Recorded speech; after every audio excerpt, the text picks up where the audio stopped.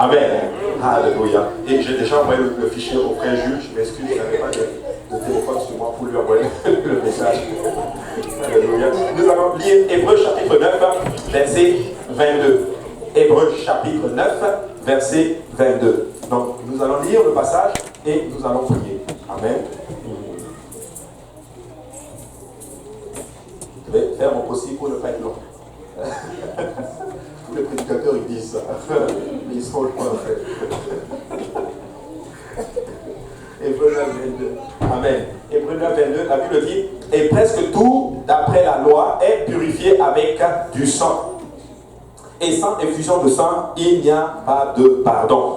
Alléluia. Prions tous ensemble. Seigneur Jésus, nous te rendons grâce ce matin. Nous te bénissons pour la joie que nous ressentons encore aujourd'hui, Seigneur. Papa, c'est ta gloire, Seigneur Jésus. Père éternel, Papa, maintenant prends le contrôle des moments qui vont suivre.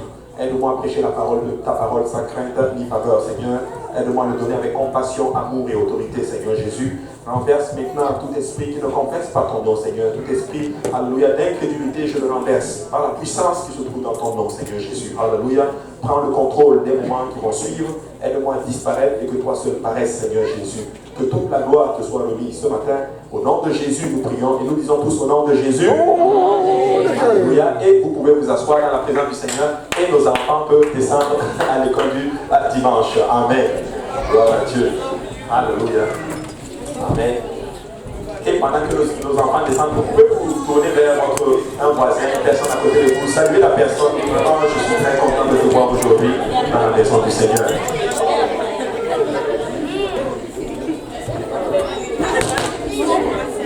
Alléluia. Alléluia. Et le Seigneur est vraiment bon. Amen. Gloire à Dieu. Alléluia. Alléluia. Et nous allons aller aujourd'hui dans la parole du Seigneur. Et je vais enseigner quelque chose que je l'avais enseigné déjà au service du soir, mais je crois que ce serait bon aussi qu'on en parle pour le service du matin. Amen. Et je pense que ça va nous aider à saisir à certaines choses. Et ça, on va comprendre certaines choses dans notre temps pour notre croissance dans le Seigneur. Parce que ce qui souvent, moi, je sais aussi c'est pour la même chose pour les autres, mais ce qui est important, c'est que nous croissons et que nous grandissons dans le Seigneur. Parce que nous voulons être forts pour le Seigneur. Amen. Alléluia. Nous ne voulons pas être des chrétiens ballottés à tout vent de doctrine. Nous voulons être des enfants de Dieu solides. Amen. Pour le Seigneur. Alléluia. Et la parole que nous venons de lire, la Bible dit que presque tout d'après la loi est purifié avec du sang. Et sans effusion de sang, il n'y a pas de pardon. Hein? Donc Hébreu est clair. Hein? Nous ne savons pas qui est l'auteur du livre d'Hébreu, mais nous pensons que c'est l'apôtre Paul qui a écrit le livre d'Hébreu. Hein? Certains disent qu'il n'a pas signé, ça c'est le pasteur Lionel qui disait cela, et ça m'a beaucoup frappé le jour où il a dit ceci. Il dit qu'il pense que c'est Paul qui a écrit le livre d'Hébreu, mais comme il avait des problèmes avec les Hébreux, il n'a pas signé à la fin que c'était lui. Parce que Paul signait effectivement toutes ses lettres. Tu vois, à la fin, tu vois. Mais là, je ne sais pas, peut-être que c'est vrai. Mais certains pensent que c'est Paul, mais d'autres pensent que ce n'est pas lui. Hein. On va dire que c'est Paul qui l'a écrit. Amen.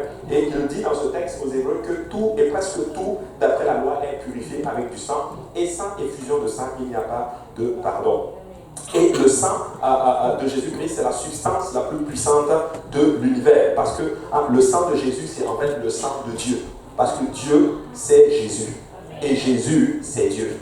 Alléluia. Et le sang de Jésus, c'est comme si Dieu a eu un sang. Dieu a fait un corps, il a habité dans ce corps, et le sang qui était dans ce corps, c'était son sang à lui. Hein? C'est puissant le sang de Jésus. Dans Actes chapitre 20 et verset 28, la Bible dit ceci: prenez donc garde à vous-même et à tout le troupeau sur lequel le Saint-Esprit vous a établi évêque, pour paître l'église du Seigneur qu'il s'est acquise par son propre sang. Vous voyez, la Bible dit ici que le Seigneur a acquis l'église par son propre sang. Oui, on parle du Seigneur Jésus, mais on parle de Dieu spécifiquement. L'église appartient à Dieu. L'église est l'épouse de Dieu, l'épouse du Christ. Et il s'est acquis ceci par son sang. Et la chose la plus importante que le sang nous procure, c'est la vie éternelle. Amen. Et c'est la chose la plus importante que tu souhaites avoir. Dieu peut te bénir, Dieu peut te donner plein de choses. Dieu peut te donner, en d'autres termes, les désirs de ton cœur, en tout cas sur cette terre. Mais si tu manques le salut, tu auras tout perdu. La Bible dit ceci, à quoi sert un homme de gagner le monde entier s'il perdait son âme? Nous ne voulons pas être de ceux-là. Nous ne voulons pas être de ceux-là qui, il est dit, ils ont tout eu sur la terre, mais ils ont manqué l'essentiel qui est le salut. Amen. Et la Bible dit littéralement dans Lévitique chapitre 17 et 11, car l'âme de la chair est dans le sang. Je vous l'ai donné sur l'autel afin qu'il servît d'expiation pour vos âmes, car c'est par l'âme que le sang fait l'expiation. Donc Lévitique est clair. Lévitique nous dit que c'est par l'âme que le sang fait, je vais le redire encore pour le voir, c'est par l'âme que le sang fait l'expiation spécifiquement. Donc nous avons besoin du sang de Jésus pour que nos péchés soient expiés, en d'autres termes, pour que notre âme soit purifiée. Amen. Quelqu'un me regarde parce qu'ils ont parlé d'âme et de sang la dernière fois avec les mathématiques. Alléluia. Mais le sang de Jésus est important. Nous avons besoin du sang de Jésus pour être purifiés. Tout simplement parce que Jésus a versé de son sang, parce qu'en versant de son sang là, il était en train de prendre, en d'autres termes, les fautes que nous avons commises. Parce que la Bible dit que le salaire du péché, c'est la mort. Jésus a fait tomber notre mort sur lui-même. Alléluia. Et il a ressuscité d'entre les morts parce que lui, il n'avait pas péché. Alléluia. Mais la Bible dit dans Jean chapitre 10 et 10, la Bible dit ceci, le voleur ne vient que pour dérober, égorger et détruire. Moi, je suis venu afin que les brebis aient la vie et qu'elles soient dans l'abondance. La Bible dit que le voleur, il vient, il vole, il dérobe et il égorge. Mais notre Seigneur est venu te donner la vie. Il n'est pas venu te donner juste une vie, il est venu te donner la vie et la vie en abondance. Alléluia. Donc c'est important de comprendre ceci. Nous n'avons pas juste une vie simple, nous avons la vie abondante. Ça veut dire que nous allons avoir une vie ici, purifiée littéralement, notre conscience purifiée, mais nous allons avoir la vie éternelle dans les cieux. Donc une vie abondante, en d'autres termes. Et le diable, lui, il va voler ta paix. Il va voler ta joie. Il va tout faire pour te détruire. Mais si tu donnes ta vie à Jésus-Christ, il va te donner la vie et la vie en abondance. Mais le sang de Jésus fournit plus que le salut. C'est aussi une arme défensive et offensive. C'est pourquoi les anciens avaient ce dicton. Ils disaient ceci, je plaide le sang. Vous avez déjà entendu ceci, je plaide le sang. Et quand les frères ont commencé à chanter la première chanson, je ne sais pas vraiment, le Seigneur m'a vraiment beaucoup inspiré pendant que j'étais là aujourd'hui. Quand le frère a commencé à ouvrir déjà le service, le Seigneur a mis dans mon cœur, la première chanson qu'il va chanter, ça va être Quel beau nom. Il a commencé à le chanter, puis boum, il est rentré dans le sang de Jésus. C'était vraiment en lien avec le texte. Et c'est fou à quel point c'est. Vous savez, quand tu pries, tu demandes à Dieu, aide-moi sensible à ton esprit. Il va le faire. Alléluia. Et le Seigneur m'a montré clairement, dès qu'il parlait de son. C'était le psaume 135, quelque chose comme ça. Le Seigneur m'a dit, c'est cette chanson qui va venir. Après, ça va suivre. Et là, j'avais la confirmation que nous devions parler de cela aujourd'hui. Amen. Maintenant, le sang de Jésus est une arme défensive. Que quelqu'un dise défensive. Défensive. Mais aussi offensive. Amen. Nous nous défendons avec le sang. Des fois, nous pouvons dire spécifiquement, je plaide le sang de Jésus-Christ. Et quand tu plaides le sang de Jésus-Christ, le monde spirituel tremble. Le monde spirituel bouge spécifiquement. Et plaider le sang de Jésus, ça veut dire que je reconnais ce que j'ai fait, mais j'ai quelque chose de solide sur lequel je peux m'appuyer. Plaider le sang de Jésus me dit ceci, je sais que je suis pécheur, mais j'ai quelque chose sur lequel je m'appuie, en d'autres termes, pour sortir de mon péché. Je sais que je suis fautif, mais je plaide le sang de Jésus. Alléluia. Le sang de Jésus nous donne vraiment beaucoup de choses. Et nous avons besoin du sang. Nous avons besoin que le sang soit appliqué, en d'autres termes, sur nos vies. Rappelez-vous, dans Exode, le jour de la Pâque, la Bible dit qu'ils devaient appliquer le sang de l'agneau sur leurs portes et sur les linteaux. Et la mort n'allait pas entrer dans leur maison. Ils ont appliqué, tous ceux-là qui ont appliqué le sang ont été épargnés de la mort, en fait. Donc nous devons aussi appliquer le sang dans nos vies. Amen. Apocalypse chapitre 12 et 11, la Bible dit ceci. Ils ont vaincu à cause du sang de l'agneau et à cause de la parole de leur témoignage. Et ils n'ont pas aimé leur vie jusqu'à craindre la mort. La Bible dit ceci, qu'ils ont vaincu à cause de quoi? Du sang de l'agneau et à cause de la parole de leur témoignage. Et ils n'ont pas aimé leur vie jusqu'à craindre la mort. parce que ce sang était appliqué sur leur vie. Ces gens-là ont aimé spécifiquement le Seigneur à un point qu'ils étaient prêts à livrer leur vie. Ils étaient même prêts à mourir totalement pour le Seigneur. Je veux dire ceci, quelqu'un qui a appliqué le sang dans sa vie, tu vas arriver à une place où tu vas regarder ta vie comme rien du tout, tu vas la donner au Seigneur. N'est-ce pas qu'il est écrit, celui qui veut préserver sa vie la perdra. Mais celui qui la donne à Jésus, littéralement, tu vas la regagner en fait. Donc nous devons faire les bons calculs, mes frères et sœurs. Alors nous gagnons à cause du sang de Jésus. Nous allons vaincre à cause du sang de Jésus, mais aussi à cause de la parole de notre témoignage. Mais quand nous prenons Hébreux chapitre 9, verset 22, je ne sais pas si certains de vous l'avez saisi, mais ça me frappe aussi personnellement. Maintenant, la Bible dit ceci, et presque tout, d'après la loi, est purifié avec du sang, et sans effusion de sang, il n'y a pas de pardon. Maintenant, la Bible ne dit pas tout est purifié avec du sang. Il dit juste presque tout. C'est ce qui est écrit, n'est-ce pas? Presque tout. Donc, il y a certaines choses que le sang ne va pas faire. Alléluia. On est en train d'aller quelque part. Il y a certaines choses que le sang ne va pas faire. Et selon la loi de Moïse, il y a des choses qui ont été purifiées ou remises par une substance autre que le sang. Alléluia. De la même manière, il y a certaines choses que le sang ne va pas faire dans nos vies. Pas parce que le sang ne peut pas le faire, mais parce que ce n'est pas conçu ainsi par le Seigneur pour cela. Dieu a conçu le sang pour nous libérer de nos péchés. Mais il y a certaines choses, Dieu attend en notre temps que nous le fassions nous-mêmes. Alléluia. Nous le fassions nous-mêmes. Et c'est important. Donc certaines choses sont de notre responsabilité. Et sous la loi, les pauvres ont été autorisés à apporter une offrande de farine en guise de remplacement pour une offrande de sang. On peut le voir dans Lévitique chapitre 5, verset 11. Mais ça représentait ici dans toujours le sang. Quand ces gens-là n'avaient pas les moyens d'offrir un sacrifice qui allait avec du sang, Dieu leur dit, ok, vous pouvez apporter autre chose pour remplacer le sang. Lévitique 5 et 11, la Bible dit ceci, s'il n'a pas de quoi se procurer 2 tourterelles ou 2 jeunes pigeons, il apportera en offrande pour son péché 1/10 d'épha de fleurs de farine, comme offrande d'expiation. Il ne mettra point d'huile d'encens dessus et il n'ajoutera point d'encens, car c'est une offrande d'expiation. Là, le Seigneur dit, si tu n'avais pas les moyens d'apporter 2 tourterelles, on l'avait réduit à 2 tourterelles pour ceux-là qui n'étaient pas capables d'apporter un agneau ou même apporter quelque chose de plus gros spécifiquement. Mais même si tu étais pauvre à ce point-là, le Seigneur avait une solution pour toi. Une solution pour que tu puisses être purifié. Et le Seigneur dit, il apportera une offrande pour son péché, 1/10 d'épha de fleurs de farine, comme offrande d'expiation.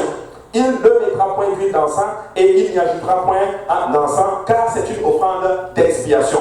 Pour dire, mes frères et sœurs, que malgré le fait que le Seigneur a fait l'œuvre expiatoire à la croix pour nous, il y a certaines choses que nous devons faire pour avoir la vie éternelle. Nous devons agir, nous devons faire certaines choses. Oui, le salut s'obtient par la grâce, mais tu dois faire quelque chose. Tu dois te lever quelque part et faire quelque chose. Tu sais, 3 autres substances ont été utilisées pour la rémission des péchés dans l'Ancien Testament. Il y avait aussi il y avait l'eau, il y avait l'encens et il y avait aussi le feu. Et Luc a souvent utilisé par exemple le mot rémission des péchés dans ses écrits. Cela signifie qu'un processus négatif est arrêté, est annulé en d'autres termes. Ça veut dire ceci, quand on dit la rémission, ça veut dire que ok, j'étais pécheur, il y avait une condamnation qui pesait sur moi, mais on l'enlève, c'est remis.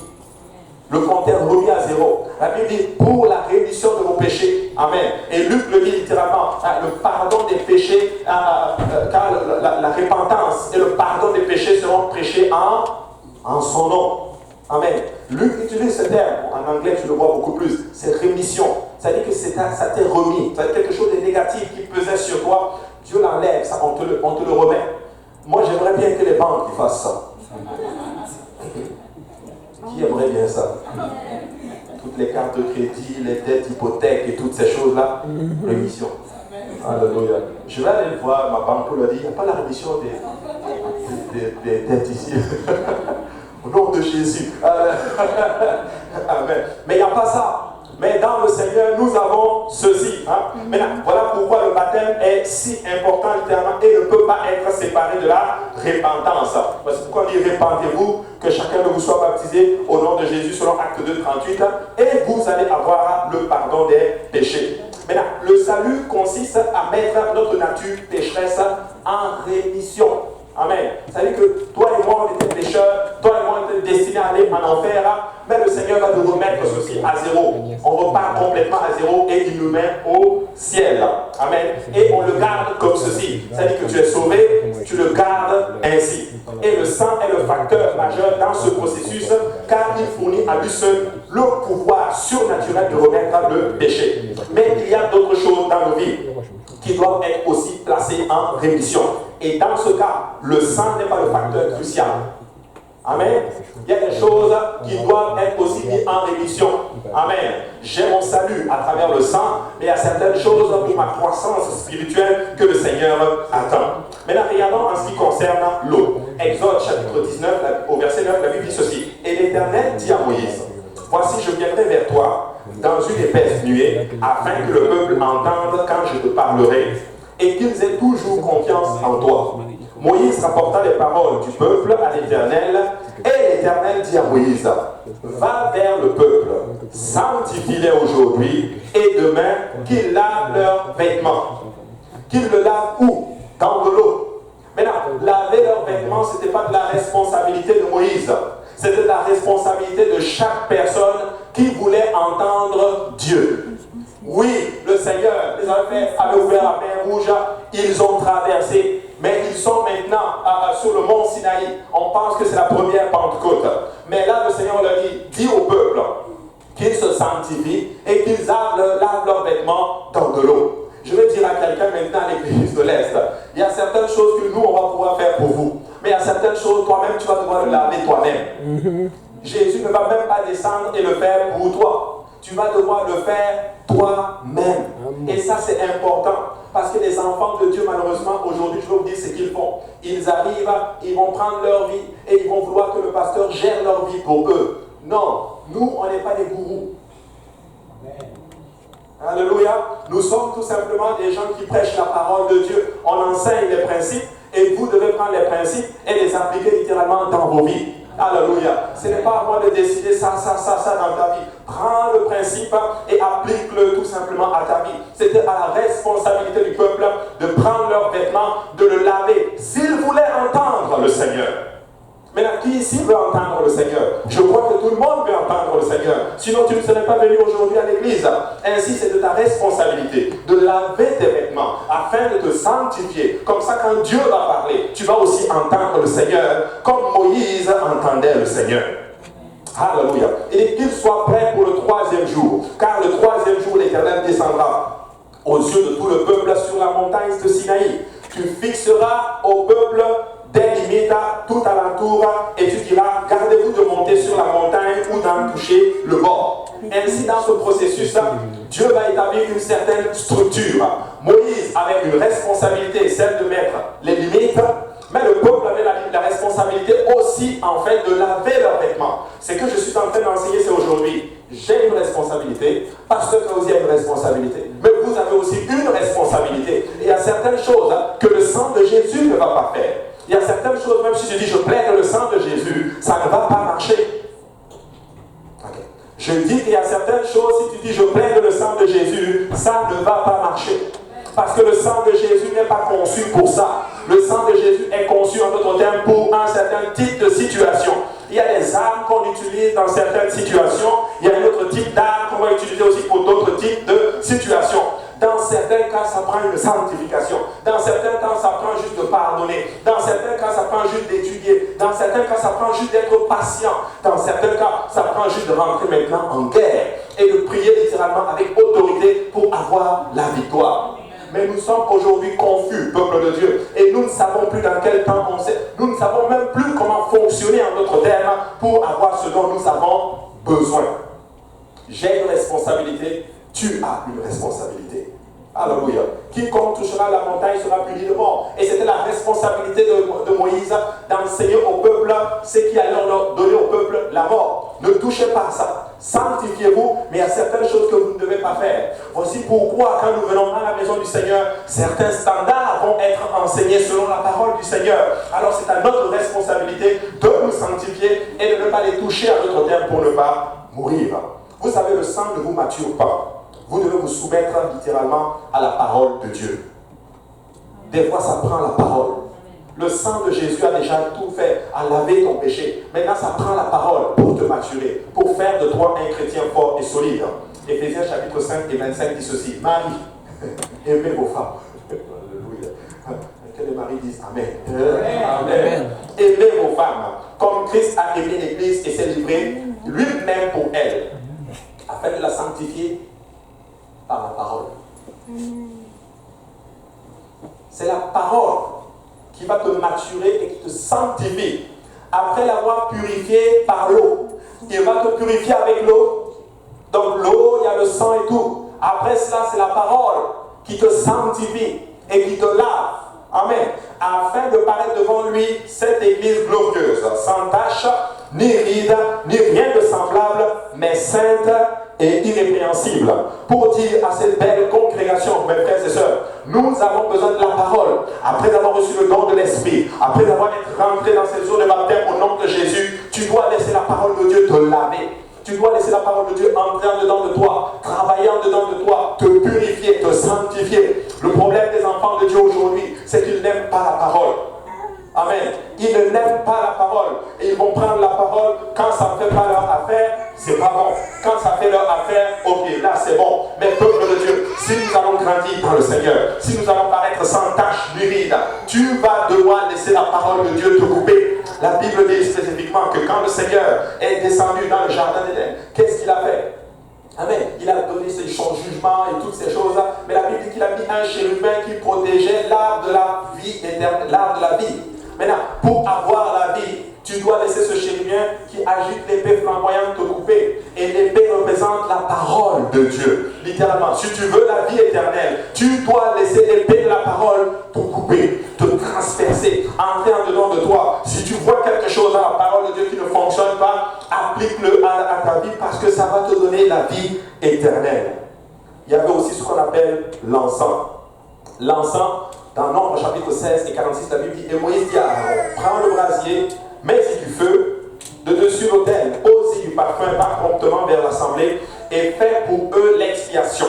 Car la colère de l'Éternel a éclaté, la plaie a commencé. Pour ceux qui ont déjà lu ce texte, il y avait une situation, il y avait une plaie, l'Éternel était en colère, il était en train de tuer spécifiquement les gens. Et Moïse dit à Aaron, prends un brasier, mets-y du feu, dépose-y sur l'autel et mets-y du parfum, de l'encens, et va promptement vers l'assemblée et fais pour eux l'expiation. Dans ce cas-ci, ça prenait de l'encens pour apaiser la colère du Seigneur. Tu sais, l'encens dans la parole du Seigneur représente la prière. L'encens représente la prière. Mon frère, ma soeur, quand tu pries, c'est comme un parfum de bonne odeur qui s'élève et qui touche le Seigneur. Dans certains cas, pour expier ton péché, tu dois aller en prière. Tu n'as même pas besoin de venir voir pasteur. Tu as juste besoin d'aller te mettre à genoux et dire, Seigneur, j'ai péché contre toi. Je te demande pardon. Et des fois, je veux vous dire une chose, je l'ai enseigné le lundi. Des fois, nous voulons la compassion de l'homme de Dieu plus que la compassion de Dieu. Écoutez-moi bien. Des fois, si ton pasteur te dit non, c'est correct, ça va aller, pour toi c'est correct. Moi, c'est même pas ça. Je n'ai pas besoin que le pasteur Kausi me dise non, c'est correct. Il faut que je sois convaincu que Dieu d'abord et il me dise c'est correct. Amen. Alléluia. Et si nous fonctionnons comme ceci, nous sommes en train de faire de l'homme de Dieu un gourou dans notre vie. Alléluia. Sa parole, elle devient plus puissante que la parole de Dieu. Non, peuple de Dieu, nous devons arriver à une place où nous leçons le Seigneur spécifiquement par nos prières. Tu pries jusqu'à ce que tu sentes une voix de l'Éternel dans ta vie qui te dit, fils, c'est bon. C'est correct, on laisse passer cette affaire.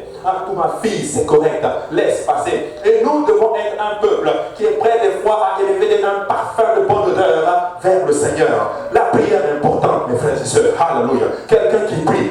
Je dis bien quelqu'un qui prie, alléluia, tu vas être sensible à l'Esprit du Seigneur. Quelqu'un qui prie, tu vas te purifier de toute conscience négative en d'autres termes. Peuple de Dieu, c'est le temps pour nous de maturer, de grandir littéralement. Et dans une place, il dit ceci, le sang ne va pas tout faire.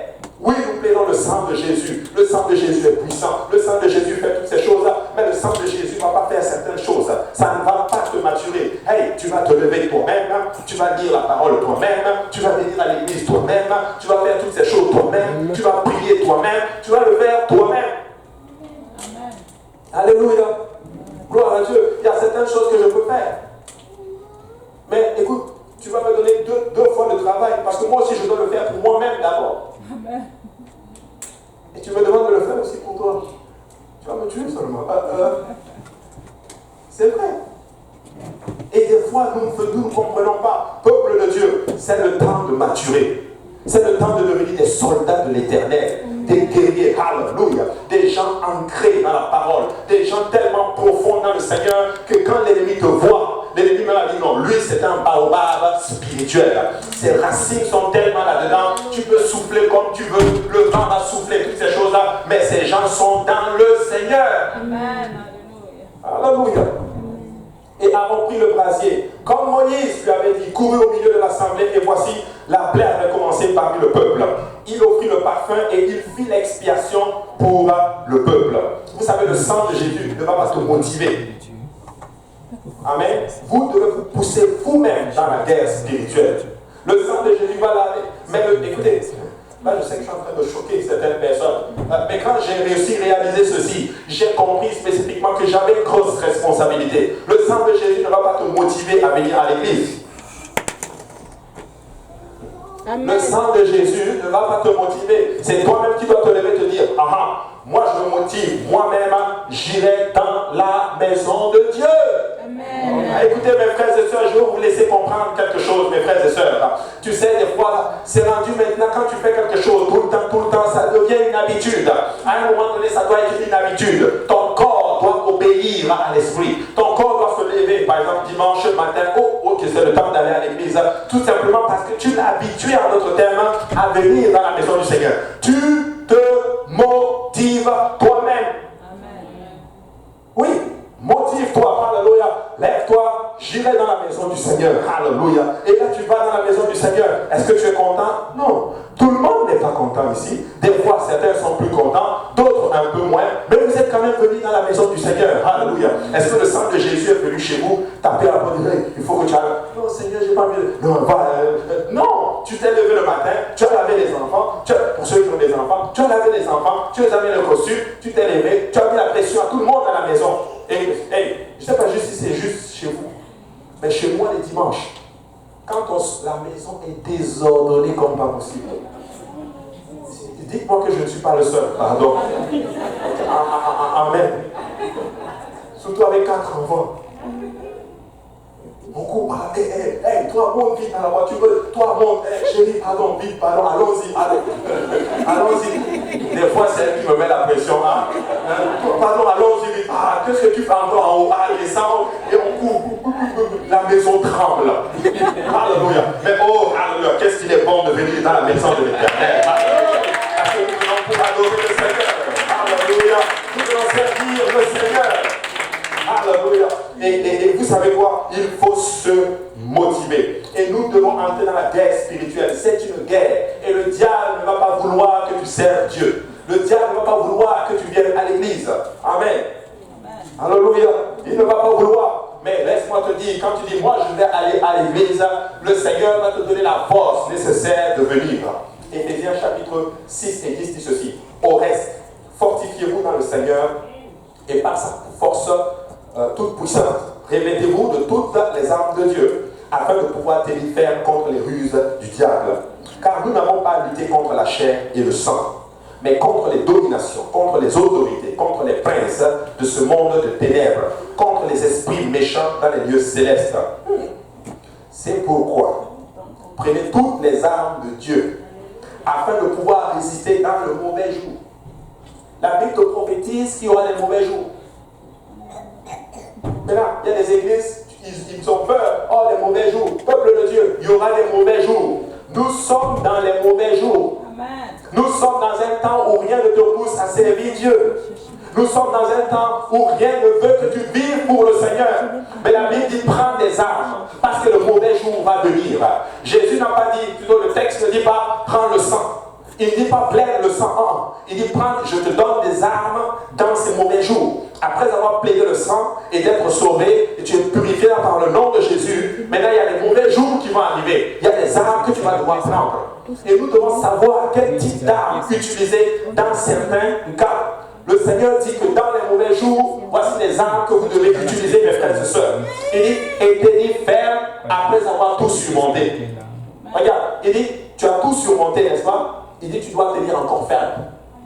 Écoutez, je l'ai dit hier, tenir ferme, c'est tenir, même s'il faut que tu te tiennes seul. Oui, c'est ça, tenir ferme. Stand, je reste là. Je crois toujours en la même chose. Je n'ai pas changé de doctrine. Je suis toujours un apostolique, sanctifié, rempli de l'esprit et parlant en langue, et j'en suis fier. Alléluia. Et ça ne fait que rentrer. C'est ça, tenir ferme, peuple de Dieu. Et je veux juste pousser l'église de l'Est à être un étendard. Alléluia. Que quand l'ennemi nous voit, quand le monde spirituel voit cette église, qu'ils disent eux là, ils sont ancrés dans la parole. Alléluia. Ils sont ancrés dans la doctrine. Ce sont des apostoliques. Ce sont des Jésus tout simplement, tout court. C'est des gens qui sont décidés, alléluia, à aller au ciel. Alléluia. Tenir ferme. Quelqu'un dit tenir ferme. Alléluia. Il est tenu donc ferme. Ayez abhorré la vérité pour ceinture. Ayez abhorré la vérité pour ceinture. Voici les armes. Dans les mauvais jours, tu dois être véridique. Oui. Aujourd'hui, il y a des chrétiens qui ne disent pas la vérité. Tu dis, est-ce que tu as mangé un bonbon? Il dit, non, je n'ai pas mangé de bonbon. Alors qu'il vient juste de manger un bonbon. Je la ramène vraiment très bas là pour que nous comprenions. Alléluia. Il faut dire la vérité. Amen. Ayant la vérité. Maintenant, on va monter encore. De quelle vérité maintenant on parle ici? Vérité de la parole. Il y a des gens qui aiment les fausses doctrines. Ils cherchent des doctrines qui vont les satisfaire. Oh, moi je vais dans cette église parce qu'on ne prêche pas ce que vous prêchez ici. Moi je ne cherche pas qu'on me prêche ce que je veux entendre. Je veux qu'on me prêche ce que j'ai besoin d'entendre pour être sauvé.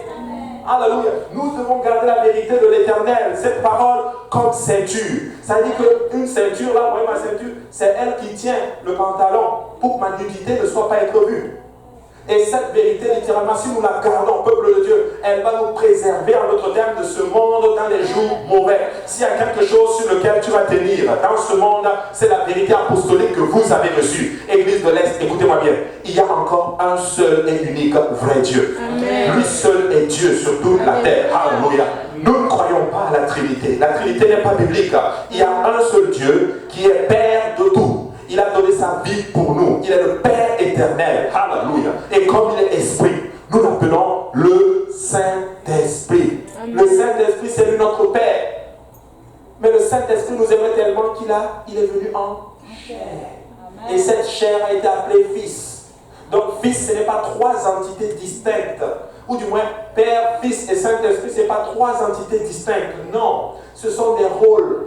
Ce sont des fonctions que Dieu a jouées pour notre rédemption. Alléluia. Dieu est Père dans la création, dans sa relation avec l'homme. Dieu dans son physique, il est esprit. Moralement, il est saint. Et pour la rédemption, il a été Fils. Mais c'est toujours Dieu qui jouait le même rôle. Alléluia. Voici pourquoi Jésus pouvait dire, celui qui m'a vu a vu le Père. Alléluia. Et Ésaïe pouvait prophétiser. Alléluia. Car un enfant nous est né, un fils nous est donné, et la domination reposera sur son épaule. On l'appellera admirable, conseiller, Dieu puissant, Père éternel. Alléluia. Le Jésus là que vous avez vu, c'est notre Père qui a revêtu de la chair, qui a quitté son trône et qui est venu pour vous et moi. Gardez cette vérité, alléluia, comme ceinture, mes frères et sœurs. Que personne, alléluia, dehors, si quelqu'un vous dit, ah non, non, dites-lui non, ce n'est pas ça la parole du Seigneur. Écoutez, vous vous rendez compte que quelqu'un d'autre soit venu nous sauver? Celui qui m'aime, c'est lui qui m'a sauvé. Celui qui m'aime, c'est lui mon papa. Et Jésus n'est pas quelqu'un d'autre. Alors pourquoi tu peux dire, Jésus, c'est lui qui a donné sa vie pour toi? Et non, mais Dieu t'aime.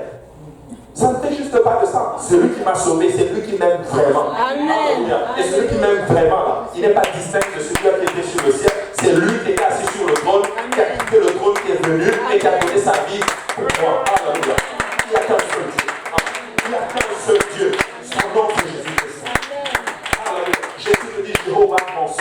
je veux voir mon papa, alléluia, je veux pas mon papa, mais je veux voir mon sauveur. Alléluia, Yehoshua, l'Éternel est venu nous sauver. Amen. Vous savez, je suis toujours frappé. Je ne sais pas si ça vous intéresse, mais moi je veux toujours savoir son physique. J'ai fait beaucoup de recherches, j'ai lu des écrits, d'autres disent qu'il était grand, d'autres disent qu'il avait les cheveux laines, d'autres disent qu'il avait les cheveux comme en fait la couleur du vin, d'autres disent qu'il avait des mains très épaisses, hein? D'autres disent qu'il avait un physique très fort, et ça j'ai tendance à croire au côté physique parce qu'il était charpentier. Amen. Mais la Bible dit qu'il n'avait ni beauté ni éclat pour attirer le regard. Mais il était puissant, parole. Quand tu le voyais, il avait beaucoup d'amour, mais très sérieux. La Bible dit que son visage était bien fourni. Alléluia. Mais un papa extraordinaire. Quand il parlait, l'amour et l'autorité de tout ça mélangé dans ses paroles. Et je vais dire à quelqu'un, le seul et unique vrai Dieu, c'est Jésus-Christ. Il a étendu son regard sur toi. Il a étendu son regard sur toi et moi pour te dire, je t'aime. Comment un Dieu si grand, si fort, si puissant peut venir dans un corps humain pour sauver une simple créature comme vous et moi? Et nous avons blasphémé même son nom. Alors que nous étions pécheurs, Christ est mort pour nous. Extraordinaire ce Dieu. Écoutez, Jésus ne peut pas être à quelqu'un d'autre. C'est Dieu lui-même. C'est Dieu lui-même. Alléluia. C'est extraordinaire. Et nous devons alors nous accrocher à cette vérité. Et en son nom, nous avons le pardon des péchés. Voilà pourquoi nous baptisons les gens au nom de Jésus-Christ. Quand je rentre dans les eaux de baptême, je m'accroche à cette vérité comme ceinture. Alléluia. Mon frère ou ma soeur, je vais te baptiser dans le nom de Jésus-Christ. Et lorsque ce nom est invoqué sur toi, ton nom est automatiquement inscrit dans le livre de la vie éternelle et tu es lavé complètement de tes péchés. Et il nous dit qu'il nous remplit de son esprit. Écoutez, le parler en langue est toujours d'actualité. Il y en a qui me disent, ah non, moi je m'accroche à cette vérité parce que je l'ai vu dans la parole du Seigneur. Et quand je l'ai expérimenté, quand j'ai parlé en d'autres langues, quand j'ai reçu le Saint-Esprit, j'ai parlé en d'autres langues. Ayez la vérité pour ceinture. Alléluia. Il dit ceci. Ayez la vérité, je vais aller un peu trop loin. Oui, et la vérité, répétez-vous de la cuirasse de la justice. La cuirasse de la justice. Qu'est-ce que la justice? Nous sommes justifiés par Christ. Ça veut dire ceci, c'est une cuirasse. Ça veut dire de telle sorte que quand l'ennemi vient pour t'attaquer, prends la cuirasse de la justice. Dis-lui, j'ai été justifié par Christ. C'est ça sa justice. C'est la justice de Dieu. Nous sommes justifiés. Quand Dieu, tu t'es repenti, tu es rentré dans ses eaux, baptisé au nom de Jésus, la Bible dit que tu es justifié. Ça veut dire que tu étais injuste, là tu es déclaré juste. Dis au diable, c'est fini. Tu ne peux pas venir me condamner avec mon passé. Impossible. Je sais que j'ai mal fait dans mon passé, mais aujourd'hui on m'a déclaré juste. Oui, j'ai été déclaré juste. Accroché. Et ça, il appelle ça une cuirasse. Vous savez c'est quoi la cuirasse? Hein? C'est une cuirasse. C'est un instrument de protection. Donc le fait de savoir que tu es justifié, c'est important pour toi. Alléluia. Il dit, mettez pour chaussure à vos pieds le zèle que donne l'évangile de paix. Je vais m'arrêter un peu sur le zèle. Vous ne devez pas perdre votre zèle. Maintenant, les gens disent, oh, il faut être tranquille, il faut être discret, alléluia. Nous sommes des enfants de Dieu. C'est comme si quand on est devenu enfant de Dieu, on est devenu, alléluia, Jésus. Le ciel, c'est pas comme ça en passant. Écoutez, si le ciel est comme ça, ça va être plate.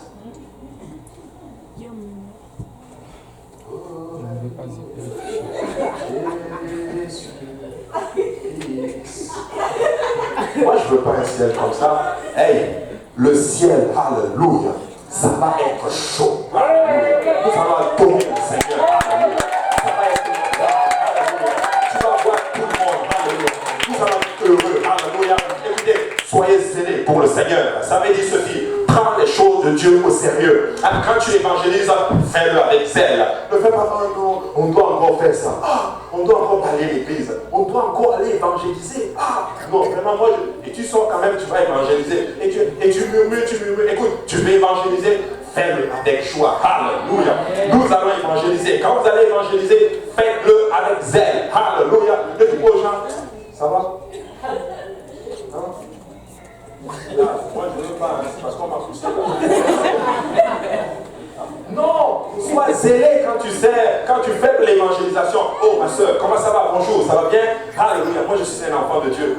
Je viens vous parler de Jésus-Christ. Alléluia. Écoute, je ne viens pas pour te vendre quelque chose. Moi j'ai le bon produit. Ah, je viens te dire que tu as besoin de Jésus. C'est pas, tu as besoin de Jésus. C'est pas une option. Écoute, tu as besoin de Jésus-Christ. Et Jésus-Christ peut te sauver. Ah, tu passes par des moments difficiles là. Jésus peut te libérer de ton problème. Tu as besoin de Jésus. Il veut pas, c'est pas grave. Je lave mes pieds et je continue mon chemin. C'est ce que le Seigneur dit. Je m'en lave les mains.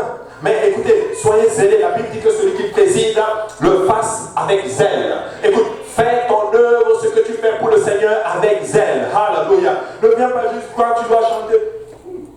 Non, non, non, soyez zélés. Alléluia. Écoutez, l'église de Dieu doit être zélée. Elle doit être en feu spécifiquement. Amen. Nous devons arriver à une place. Littéralement, on sait que nous sommes des enfants de Dieu.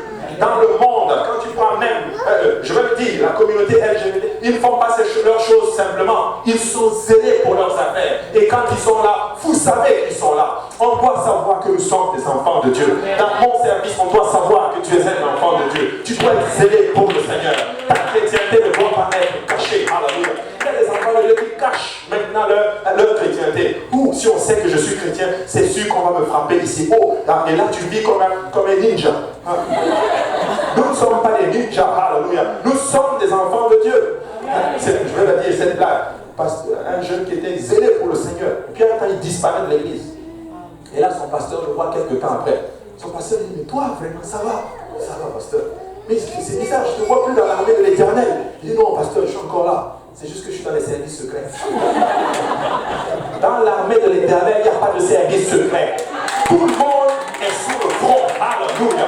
Et nous sommes en train de battre, nous nous battons pour gagner les âmes. Alléluia. Hey, mon frère, ma soeur, tu cuisines bien, cuisine avec zèle. En passant, quand tu cuisines pour l'étude biblique, prie sur la nourriture, que celui-là qui va manger cette nourriture, quand tu vas venir, alléluia, quand le pasteur va prêcher, alléluia, que la conviction entre dans son cœur et qu'il donne sa vie à Dieu. Alléluia. Toi, tu évangélises, prie à la maison avant d'arriver. Papa, fais-moi rencontrer des gens qui ont soif de toi. Pas des gens qui vont me faire perdre mon temps. Pas des gens que le diable va m'amener en d'autres terres pour couler de temps. Certaines personnes, vous sortez en évangélisation, tu restes 45 minutes à parler avec lui et après, boum, le temps est parti. Bon, les gars, il faut qu'on rentre. Le diable sait que vous évangélisez tous les mardis en passant. Et il a aussi ses stratagèmes.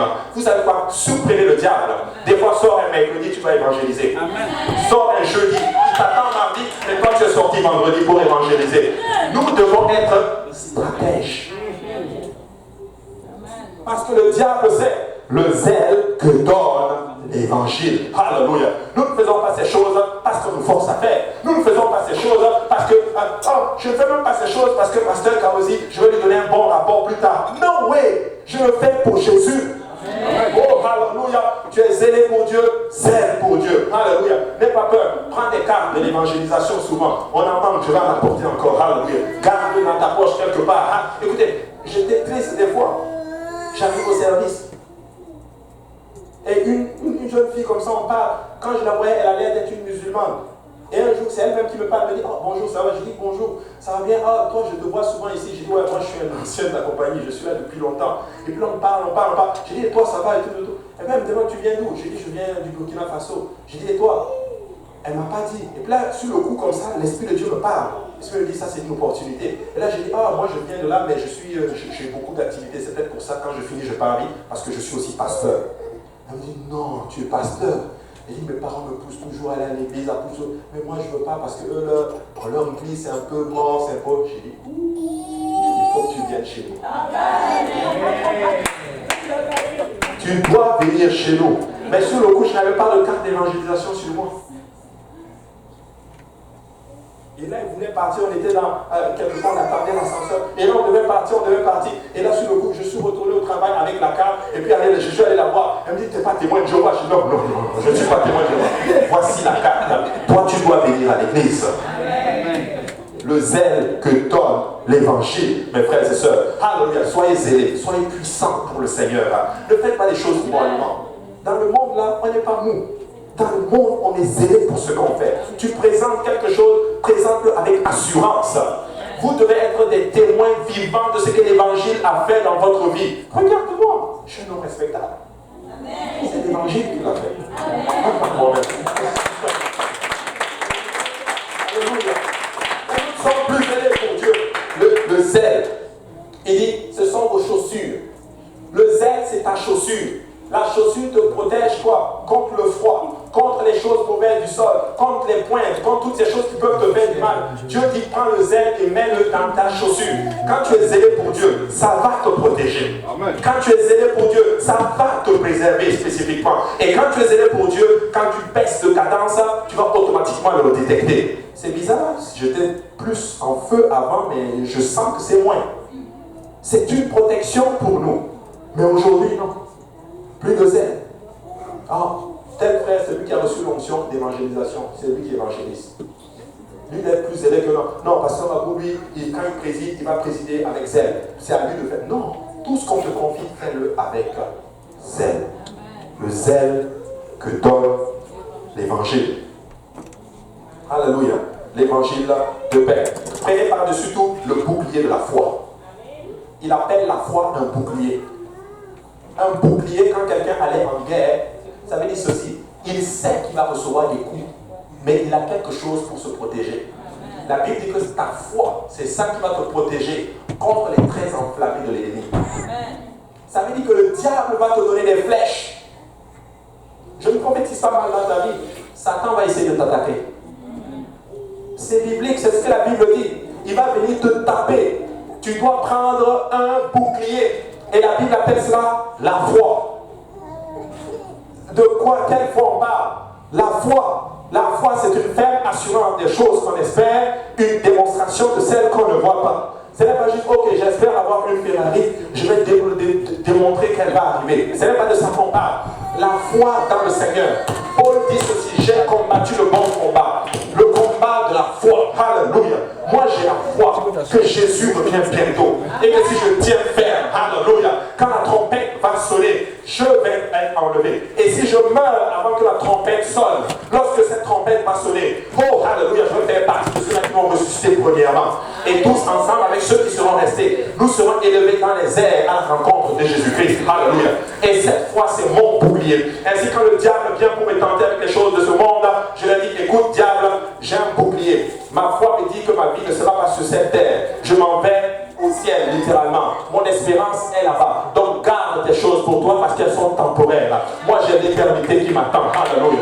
Certains d'entre vous manquez littéralement votre salut tout simplement parce que vous compromettez pour le monde. Certaines personnes vont compromettre leur vie spirituelle pour un homme, pour une femme, pour un travail, pour une activité et même pour de l'argent, la cupidité et toutes ces choses. Mais je vais dire à cette belle congrégation, s'il y a une chose qui vaut la peine, c'est celle de rencontrer le Seigneur Jésus-Christ. Permet à rien du tout, alléluia, de te couper la voie du Seigneur. S'il y a quelque chose qui entre toi et Dieu, cette chose doit quitter. Alléluia. Si quelque chose entre toi et Jésus, cette chose est plus proche de Jésus que toi. Mais moi, je ne vais pas permettre à quelque chose de m'empêcher de servir le Seigneur. J'ai vu des gens pour un travail qui ont loupé carrément leur marche dans le Seigneur. Comme j'ai vu aussi des gens qui ont laissé un travail pour servir le Seigneur. Le Seigneur ne les a jamais laissé tomber. Alléluia. Tu ne vas jamais laisser quelque chose pour Dieu et Dieu va te laisser tomber. Église de l'Est. Alléluia. Nous avons un bouclier et c'est notre foi dans le Seigneur. Christ revient bientôt. Amen. Jésus revient bientôt. Si vous ne me croyez pas, regardez le monde dans lequel nous sommes. La Bible prophétise que dans les derniers jours, il y a un antéchrist qui va s'élever. Il va être le chef de toutes les nations du monde. Et il va faire un gouvernement mondial. Et dans ce gouvernement mondial, il va faire de telle sorte que tu ne pourras rien acheter ni vendre. Aujourd'hui, ils sont en train de faire des puces. Ils appellent ça des puces RFID. Ils la mettent dans ta main. Et sous le fond, toutes tes informations sont là-dedans. Et ils veulent tout contrôler. Peuple de Dieu, vous pensez que nous sommes comme discrets? Non. Ils savent, à travers les moyens technologiques, ce que vous êtes en train de faire. Ils savent à quelle adresse tu es. Nous sommes proches de ce gouvernement mondial pour dire à cette belle congrégation que nous sommes à la fin des temps. Écoutez, je ne sais pas quelle est ta foi aujourd'hui. Si ta foi c'est dans le travail que tu vas avoir dans quelques mois ou dans quelque chose, si ta foi c'est dans les moyens ou toutes ces choses que tu vas avoir, laisse-moi te dire que tu es vraiment mal parti. Mais si ta foi c'est dans le Seigneur Jésus, parce que tu t'apprêtes à rencontrer le Seigneur Jésus-Christ, laisse-moi te dire que là tu as bien investi. Amen. Alléluia. Nous sommes à la fin des temps. Nous sommes à la fin des temps. Le bouclier de la foi. C'est des hommes qui sont capables de dire à ce monde, garde tes biens. Parce que moi je suis décidé à rencontrer Jésus. Si je marche, c'est par la foi, mais je sais qu'un jour, mes yeux verront Jésus. Ça ne m'intéresse pas. Des gens qui vont venir de là, 2 semaines plus tard, ils ne sont plus là. Nous rendons, je veux le dire, les conséquences, on va les porter. On n'est pas à la recherche du nombre. On est à la recherche de la qualité. Des chrétiens forts et solides. À quoi sert d'avoir une église de 1000 personnes s'il y a justement 20 personnes qui sont sauvées là-dedans? Est-ce que vous voulez aller au ciel? Bouclier de la foi. Le bouclier de la foi. Il dit, prends ce bouclier. Il dit ceci, par-dessus tout le bouclier de la foi, par lequel vous pourrez éteindre tous les traits enflammés du malin. Prenez aussi le casque du salut. Et ça, je vais rester dessus. Le salut, nous l'obtenons comment? En obéissance par l'évangile. Repentance. Tu ne l'as pas repenti, tu peux te repentir aujourd'hui. Tu peux te baptiser en nom de Jésus aujourd'hui. Recevoir le don de l'Esprit aujourd'hui. Et il dit ceci, ça c'est ton casque. Tu sais, il protège la partie la plus sensible de ton corps avec le salut. Ta tête. Tu écrases la tête de quelqu'un, c'est fini pour lui. Mais toi, ton casque, c'est ton salut. Pour dire ceci, que quand tu as le salut, tu ne peux plus mourir, quand bien même tu meurs. Celui qui a le salut en notre terre, même s'il meurt physiquement, il vit éternellement avec Jésus. Tu ne peux pas vivre à ta seconde mort. Tu dois t'assurer que tu as le salut. Très important. Prenez aussi le casque du salut, l'épée de l'esprit qui est la parole de Dieu. Faites en tout temps par l'esprit toutes sortes de prières et de supplications. Veillez à cela avec une entière persévérance et priez pour tous les saints. Nous devons prendre toutes les armes du Seigneur. Et avec ces armes, nous allons vaincre les traits enflammés de l'ennemi autour de nous.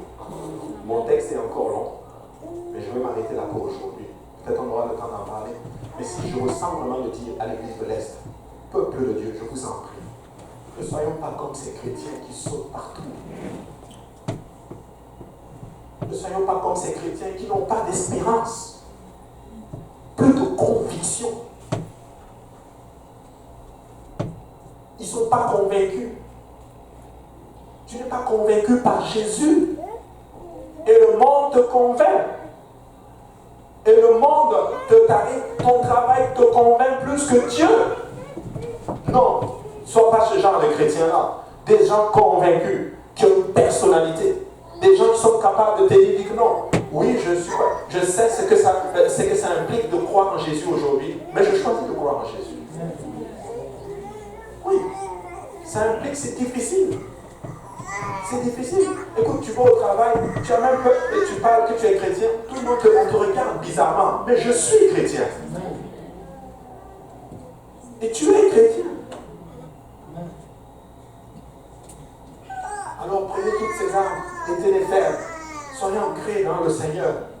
Ne laissez pas l'ennemi vous déranger. Ne laissez pas l'ennemi vous faire manquer littéralement le but fondamental de ce que le Seigneur veut pour vous. Dieu veut vous sauver. Dieu ne nous a pas promis une vie facile. Il n'a pas dit tout va être facile. Non. Mais au contraire, il a dit que vous serez persécutés à cause de mon nom. Je ne suis pas en train de prophétiser mal dans ta vie. Il y a de belles choses à servir le Seigneur Jésus. Mais je suis en train de dire à cette belle congrégation, peuple de Dieu, nous sommes dans les derniers jours.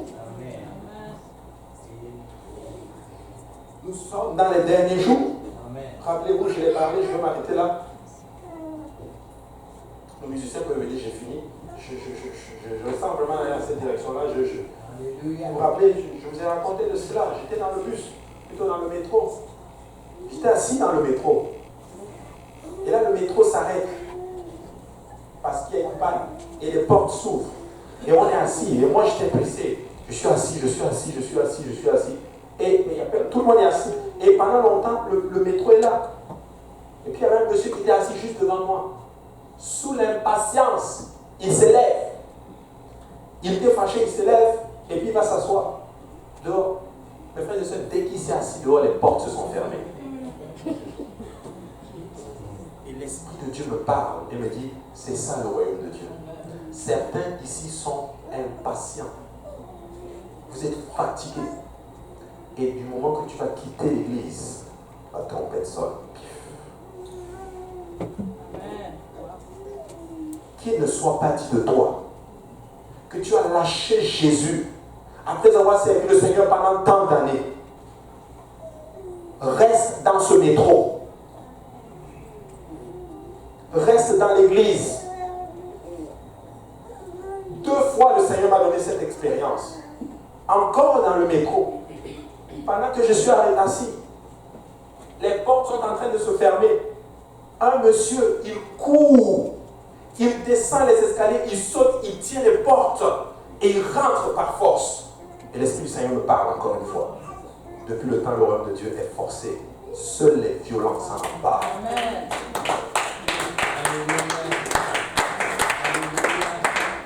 Il y a des gens qui veulent vivre pour Dieu par-dessus tout. Il y a des gens qui sont prêts à tout. Ils sont prêts à tout sacrifier. Je vous dis, il y a des gens qui sont prêts à tout sacrifier. Mais les chrétiens de l'Amérique du Nord, parce qu'ils ont tout. Ils ont tout. Confort matériel. Toutes ces choses. Vous jouez avec Dieu. En Afrique, là, les gens font des kilomètres pour aller dans l'église. Il y a des églises, c'est tellement plein que le sanctuaire ne peut même pas les contenir. Les gens sont assis sous le soleil. Il pleut. Ils sont assis. Ils entendent la parole de Dieu.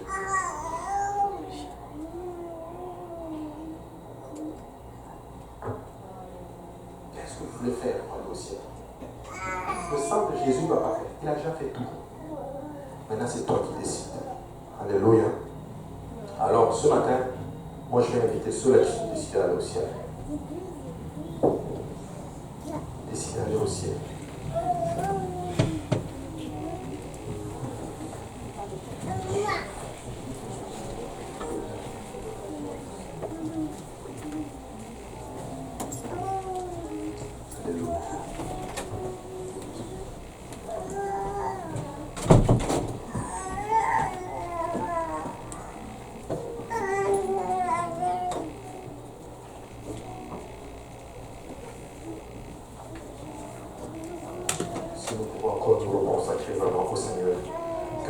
Renouvelle encore notre amour. Peuple de Dieu, les temps sont mauvais. Les temps sont vraiment mauvais. Ça ne prend pas beaucoup pour que tu abandonnes Dieu. Absolument pas beaucoup. Et le diable est très subtil. Très subtil. Très, très, très, très subtil. Petit quelque chose et j'abandonne Dieu. Rien et j'abandonne le Seigneur. Non, non. Qu'il ne soit pas dit de nous. Merci. Qu'il ne soit pas dit de nous que nous avons abandonné Jésus. Non. Peuple de Dieu, servez le Seigneur. Les temps sont vraiment mauvais. Les temps sont vraiment mauvais. Les crimes ont tellement augmenté. Les blasphèmes ont tellement augmenté. Beaucoup de personnes, littéralement, ont vendu leur âme au diable pour le siècle présent. Aucune espérance du ciel. Tu ne dois pas être de cela. Et le Seigneur est en train en ce moment, je suis convaincu, en train de parler à vos cœurs. Tu sais ta vie. Moi, je connais ma vie. Et Dieu nous observe. Peuple de Dieu, ce que je prêche ne va pas me sauver. C'est ma vie devant Dieu. C'est ta vie devant Dieu.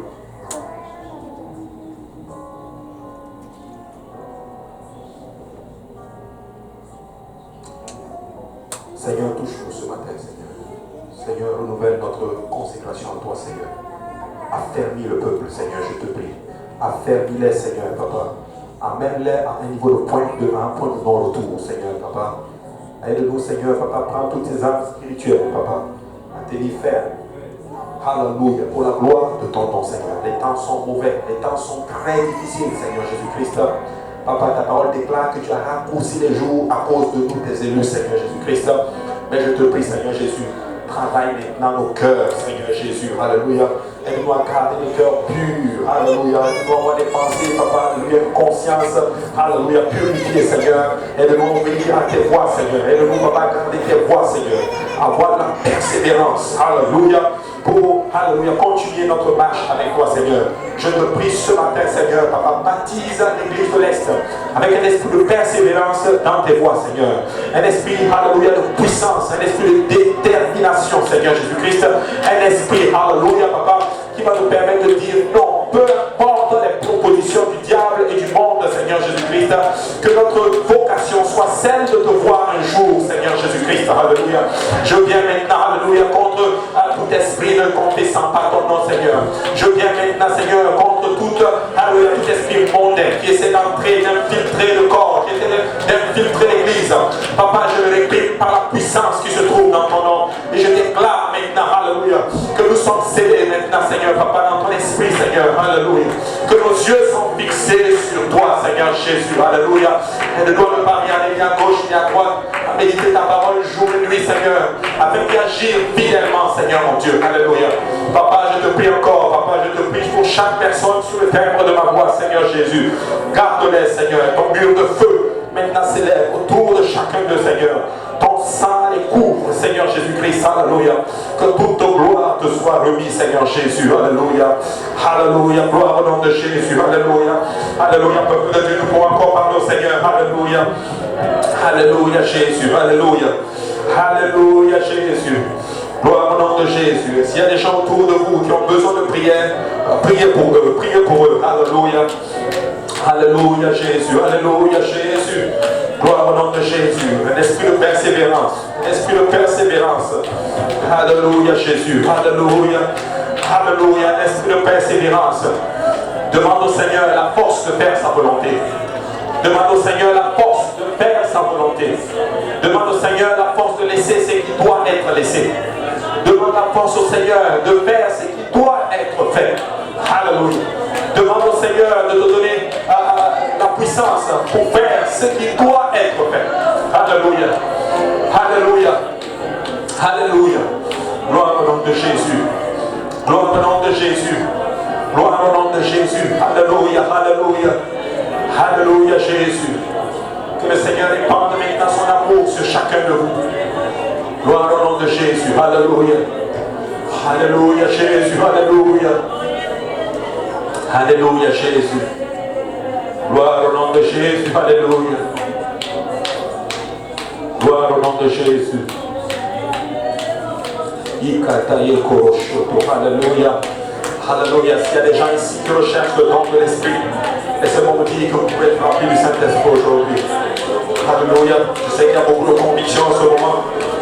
Alléluia. Si tu vis une vie, si tu vis une double vie, et que tu as besoin d'aide, tu n'as même pas besoin de parler à quelqu'un. Parle à Dieu. Parle à Dieu, car Dieu te connaît dans le lieu secret. Parle au Seigneur, le Seigneur te connaît dans le lieu secret. C'est triste à dire, mais il y a des chrétiens qui vivent une double vie. Ils sont parfaits le dimanche, mais dans les autres jours, ils ne sont pas parfaits. Qu'ils ne soient pas dit de nous, mes frères et sœurs, ceci. Alléluia. Alléluia, Jésus. Alléluia, Jésus. Un esprit de persévérance. Un esprit de persévérance. Alléluia, Jésus. Alléluia, Jésus. Gloire au nom de Jésus. Alléluia. Alléluia. Alléluia. Maintenant, après une parole ainsi, je vais encourager le peuple de Dieu. Ne sortez pas d'ici avec la crainte dans le cœur. S'il y a une crainte que tu dois avoir, c'est la crainte de l'Éternel. La crainte de l'Éternel, c'est une sainte crainte. Alléluia. Ce n'est pas que tu le fais parce que tu as peur de Dieu. Tu le fais parce que tu l'aimes. Quand vous allez sortir de ce lieu, je vous en prie, ayez à l'esprit que Dieu vous a donné un esprit de détermination. Sors d'ici avec la conviction que tu vas marcher jusqu'au bout avec Jésus. Sors d'ici avec la conviction que tu vas être sauvé. Amen. Si tu as fait ce que tu fais et que tu as le désir de changer, sors d'ici avec la conviction que Dieu va te donner la force d'avancer. Nous allons être sauvés. Parce que nous n'allons pas faire ce que le monde nous demande de faire. Nous allons aller au ciel. Alléluia. Quand la trompette va sonner, tu vas monter. Rien que cette nuit, ma femme me disait dans la voiture, elle dit qu'elle a fait un songe. Elle voit la trompette qui sonne.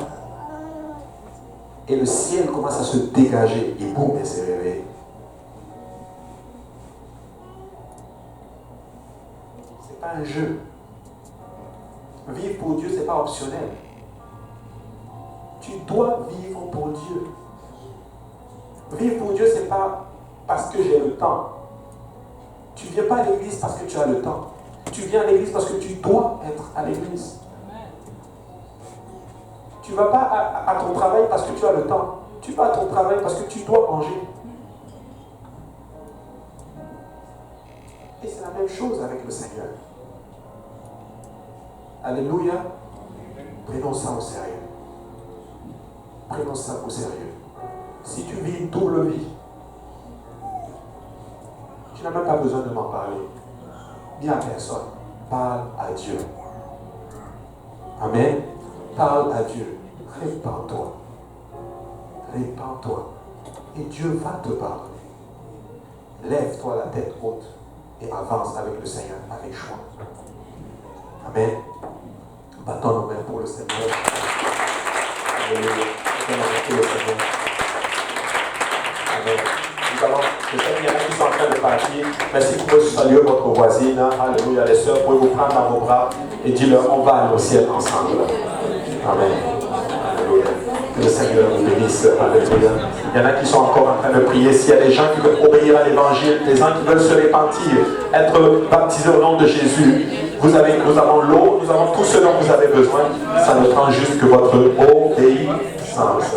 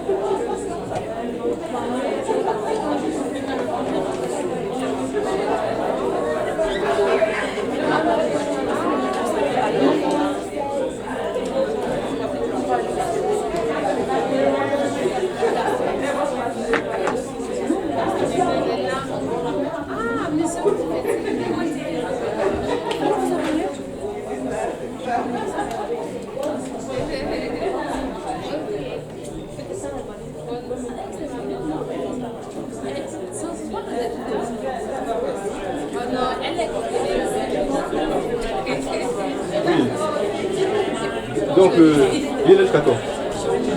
Jusqu'à jeudi. Oui, c'est ça. J'ai pas compris. Il repart quand? Qui ça? Ton ami là. Non, il repart le 2. Le 2 juillet. Est-ce qu'il y a soccer aujourd'hui? Tu ne sais pas. Je sais pas. Non, il n'y a pas de soccer. Peut-être demain. Ah, il faut que je Je vais l'amène. l'inviter. Comme ça. Oui, mais demain, je vais l'amener au jardin botanique, visiter un peu, visiter. Mais le soir, le soccer c'est le soir. Demain, ça va être la journée. Parce que comme aujourd'hui, Les occasions. Emmanuel a pris sa fiancée. Le frère Dario. on va faire d'arriver. Finalement, vous devez partir visiter. Bon, en fait, moi je ne peux pas, parce que moi je ne suis pas disponible. Mais je voulais lui prendre un voyage organisé. Oui, mais là, dès la prochaine fois qu'elle va revenir, il va le faire. Parce que comme il n'est pas habitué, bon, je ne peux pas aller très loin, très loin. En tout cas, merci C'est ça. Mais demain, je vais l'amener. S'il y a demain, je te fais ça. Oui, s'il te plaît, oui. Merci beaucoup.